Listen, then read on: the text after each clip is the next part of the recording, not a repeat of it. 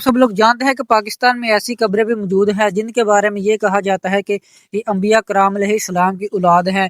सबसे पहली कब्र हम आपको दिखाएंगे हज़रत मरतूश अलैहिस्सलाम की, जो कि नकीब थे हज़रत मूसा अलैहिस्सलाम के। ये बताया जाता है, ये जो यहाँ के मकामी लोग हैं वो तो हज़रत मूसा अलैहिस्सलाम के 12 नकीब थे। आप इंटरनेट पर सर्च कर सकते हैं और उनमें आप अलैहिस्सलाम का नाम है, यानी आप ये भी जो है पढ़ सकते हैं। आगे आ जाती है हज़रत नामातूस अलैहिस्सलाम की कब्र। यह भी कब्र जो है पाकिस्तान में है। ये 22 गज लंबी कब्र है और यह गुजरात के गांव जसूस राय वहाँ पर मौजूद है। और आप अलैहिस्सलाम हज़रत इब्राहिम अलैहिस्सलाम की औलाद से मंसूब किए जाते हैं।